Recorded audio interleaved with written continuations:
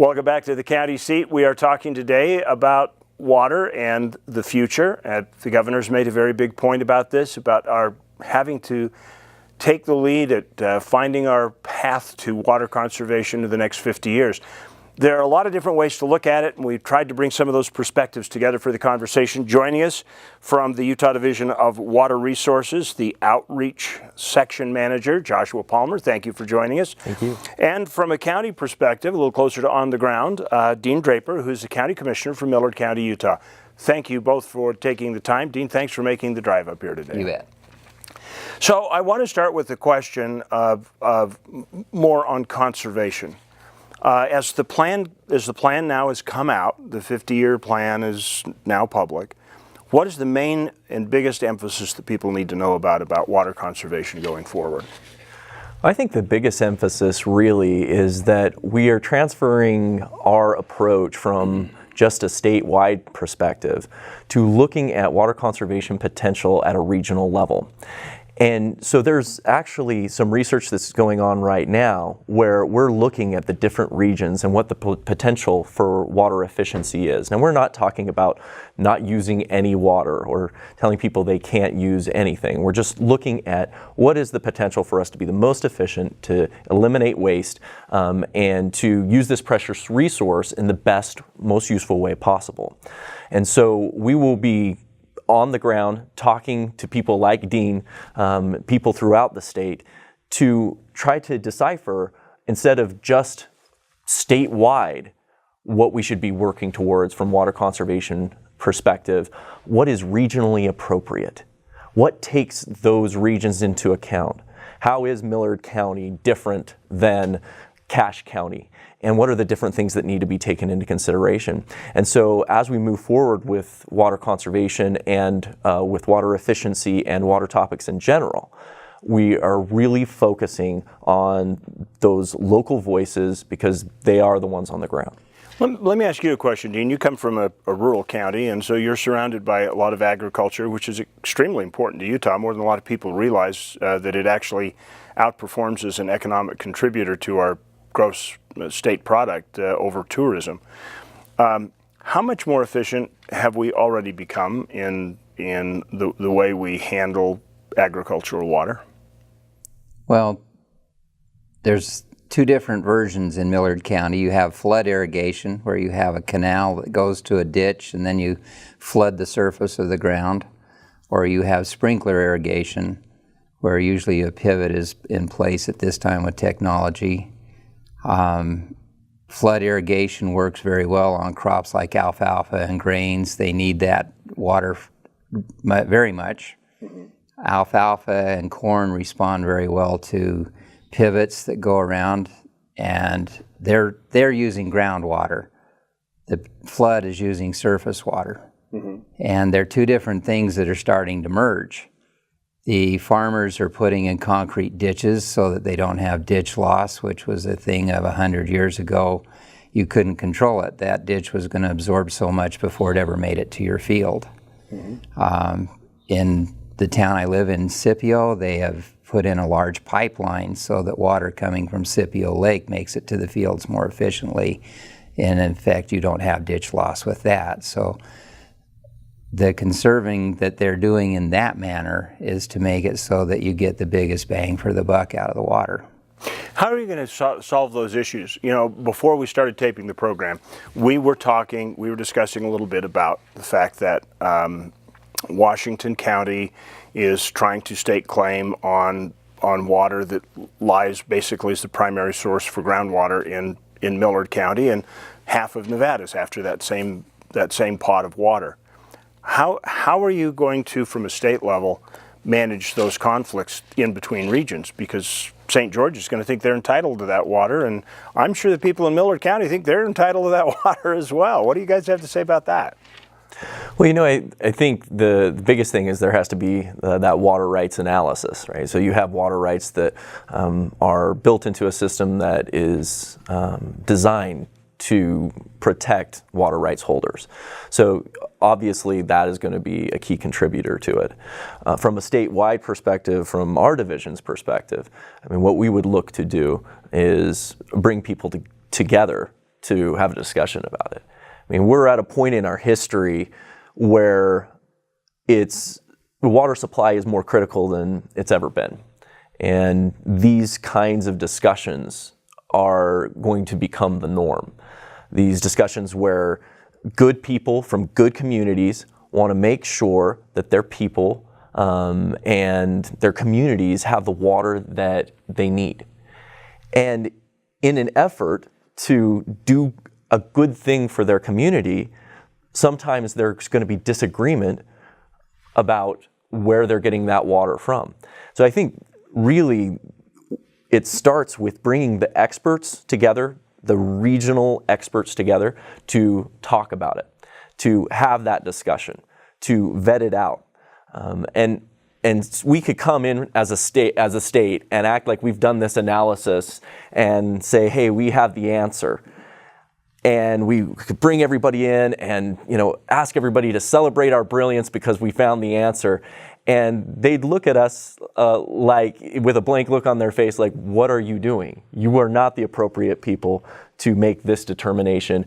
We need to be the ones who work through this. And so I think as these challenges come up, whether it be in Millard County or Washington County or whether it be up north, it's really important to bring the people that are involved in that discussion together to try to get on the same page and find a way to work it out. How are you going to deal with that issue? I mean, you of all counties are probably already facing this fact that with the Snake Valley, that there are a lot of people that are after that water, and nobody knows exactly what's going to happen if people start taking their half of the water table out, because I don't know that there's a concrete barrier under the ground right there at the Nevada-Utah border. No, there's no natural division that way, arbitrary political divisions. The great problem that is facing the whole state of Utah right now and this water conservation effort is water is more or less a finite resource. The history that they have for precipitation, snowfall, water flows, they've got 100 years worth of records or better. They know what they can anticipate. We're in a huge drought cycle right now. And so things are lower. In the Great Depression, people in rural Utah were not affected by economics. They had plenty to eat. The great problem they had was the drought that existed through the Great Depression. They couldn't raise crops. The state of Nevada has taken a turn on beneficial use that hopefully the state of Utah will not. If you discover water in Nevada, the state has first rights to it. It's almost not worth your while to go and find a new aquifer. The aquifers that underlie Millard County, Beaver County, Iron County, everything in the state, if you want to go from the Idaho border down to the Arizona border, is already over appropriated. They're allowing people to use more water than exists that's paper water. And you have to have a change from the entire version if we're going to actually really conserve water to safe yield. We're allowing way too much water to be used in some areas. Barrel Enterprise, you have ground subsidence because they're pumped all the water out of the aquifer and it's falling. There's a similar place over in Eureka, Nevada called Diamond Valley. The exact same thing's happening. You drive past on US 50 and you see all this agricultural equipment for sale because they can't grow crops anymore. If you take an improper look at beneficial use, and it's more beneficial that it all go to the metropolitan areas, and you don't care if you take that from the rural areas, there are things in place within the state of Utah for interbasin transfer. It's not just interbasin transfer in another state. And that would preclude growth in a rural community and augment growth in a metropolitan area. So how do you deal with that? I mean, obviously at some point the metropolitan areas are going to have to stop to grow, but they may stop to grow because they're starving to death because we've taken away all of the water resources to grow the food, to raise the animals, to provide the high density protein to feed the Wasatch Front or to feed the communities. How are you going to deal with that? Yeah, it's there's a lot of different pieces to it. I like to use the analogy of making the perfect s'more. You don't make the perfect s'more by just grabbing a marshmallow and putting it in your mouth, right? You have to have the graham crackers, you have to have the chocolate, you have to have the marshmallow, and you have to do it right. And there's a lot of different parts. What we find in the state of Utah a lot is that you'll have people within urban areas, they point to agriculture and say, well, I'm going to be efficient once I see ag be efficient. And a lot of that has to do with we need to do a better job educating about what agriculture does. And during a drought, there's a lot of times in a community where there isn't a restriction on sprinkler use.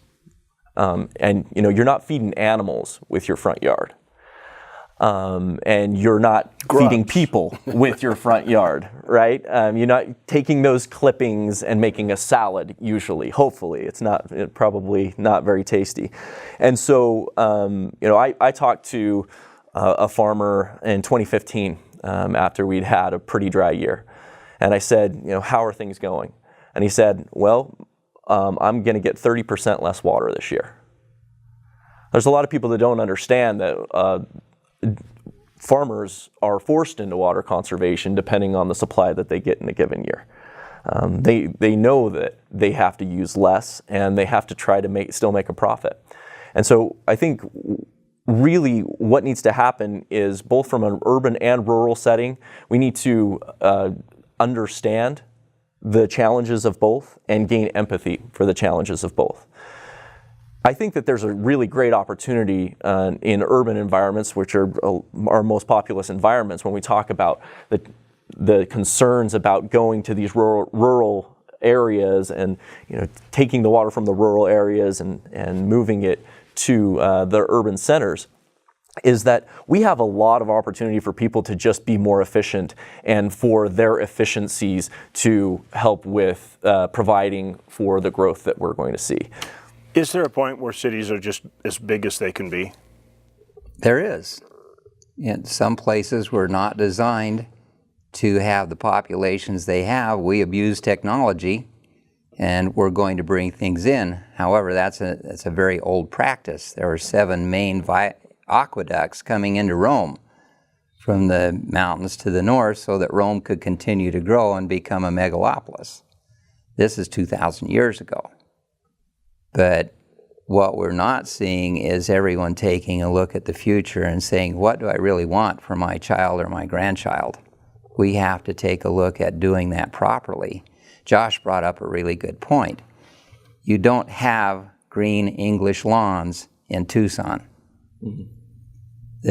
We live in a desert environment. Most of us have an English heritage where an English lawn was the most desirable thing in the world. And that might be something that's forsaken in the future.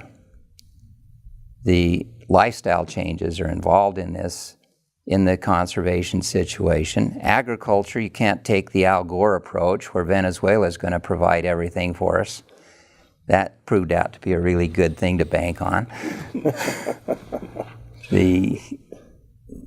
You have to protect agriculture, and conservation is forced upon them. You have a situation with groundwater, which a lot of our agriculture deals with.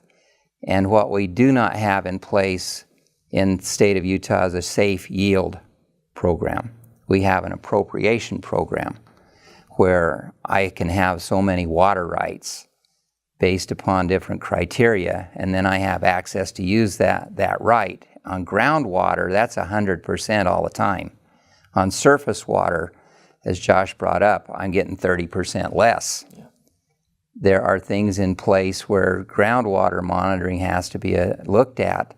You have the Ogallala Aquifer over in Colorado and Oklahoma and Texas, and it's collapsing. Those farms are dying because they're not taking care of it. You have to put technology to a beneficial use for the total good instead of I can get the best for my personal use in some of these as well.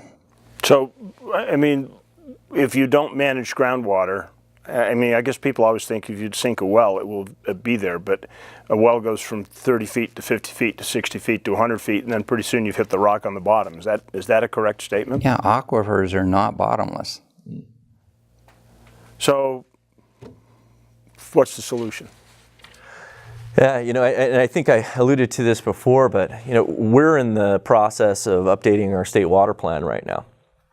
And in the past, what would happen is we would have our engineers and experts put together a plan, and then they take it to the community and get feedback on that plan, and then it was a state of Utah water. We're doing a little differently this time. Instead of drafting something and then asking, what do you think? We're saying, what do you think? And then we're drafting something. So we've actually put together an advisory committee, a state water plan advisory committee. It includes people from the agricultural sector. It includes people from the environmental advocacy sector. It includes people from the business sector. It includes politicians. It includes a really diverse group of people to try to kind of get that full story. So that we can understand ahead of time what people see the challenges as being, and then actually create a plan that institutes some goals and actions for us to understand these things better, for us to do a better job of reaching out and learning from the local communities and from these different sectors. We're not going to get to where we need to be from a Utah water perspective if we're not all working together. We need businesses to do better. We need businesses to be more efficient. We need residents to understand that this is a precious resource, that this is not just something that is unlimited. And there's a lot of resources out there for them to make changes that won't impact their quality of life, will actually make their lawn look better. For example, there's a Localscapes program that has these flowering, beautiful, water-wise, native plants that actually makes your yard look better and can cut your usage by 20%. So we're looking at those kind of things. The other things that we're looking at is measurement on a residential scale. We think secondary water metering is really important. In the areas that they've done secondary water metering, and they've just told the residents, this is how much you're using and this is how much you should be using, they're seeing 30 to 40% more efficiency just because they didn't know before. And so I think that with water, it's so complex and there's so many moving parts, but right now we're in an effort to bring those parts together and try to create a vision for the future. And I think all of those voices are important. Dean, you've been following water for a long time. You've been in Millard County most of your life, and so, except for when you go over to Price, I suppose. Well, I went to high school in Price. We can talk about Carbon and Emery County and the Price River and conservation too. That's true. Those farmers have the same problems. But my question is, do you see any optimism in how we deal with this with our projected population growth? I mean, somebody could just sit here and be so depressed they'd want to jump out the window of the studio here. What I see is, Josh made a point I like to hear. You have a version in metropolitan areas. In my professional career, I spent a lot of time in some places that were heavily impacted by drought, California in particular, where they took very extreme measures in each household each day, and everything outside had to die. That was all there was. There was no water that's going to come. At the same time, they kept their agricultural pursuits going because that was the breadbasket of the world. If we get to where we're not looking at individual concerns dictating what happens in this square mile and ignoring what happens in this other square mile in the same township, then this regional approach will help with things. That there will be some lifestyle changes. And nobody likes change, but it has to happen. The secondary water systems are not something that most of rural Utah even begins to look at. That doesn't exist there. And so that becomes a metropolitan situation where they take a look. Xeriscape is not a new idea. It does. You take desert plants and your yard can look very nice, but you have to learn a whole new type of gardening to go with it. From what I understand, it's fairly low maintenance. It's very low maintenance. If you get it done right. Well, yeah, that's one of the things. That's one of the selling points. I recently switched out my park strip. To have grass in a park strip for me, I'm never going to put my kids' swing set on a park strip. Never going to have a picnic on a park strip. Never going to play soccer with my kids on the park strip. It's not safe. It's kind of this area that is really hard to water anyway. And so I switched it out with some water-wise landscaping, and it has less maintenance than any other part of my yard. It really, if you do it right, it can be really easy and it can still look really nice. And I think that's the important thing. I think there's been this vision from a changing landscape perspective that you have to have like this steer skull and rock in order to have a water-wise landscape, and then a sagebrush rolls across your front lawn. And that's really not what we focus on. We focus on, designs that can make your yard look better than it did before, and it just happens to be water-wise. And that's why we think that this localscapes concept, it's a really good balance. Localscapes.com has ready-made designs for people, and I think it's a really good step to take. You think we can get 30% more savings? Oh yeah. If we're talking statewide, there's that much. There's almost that much opportunity just by metering. Just by letting people know what they're using versus what they should be using. That's what the data is telling us. Will 30% get us to our goal? To meet the population demands of the future, we're going to have to do more. I don't believe 30% will get you where you want to go. Okay, we've got our work cut out for us. Gentlemen, thank you. This has been a very good conversation. Appreciate it. Thank you. We'll be right back. We're going to take a personal look at some of the things Josh was talking about on what it may look like if you go and do a redesign on your yard. We'll be right back with County Seat.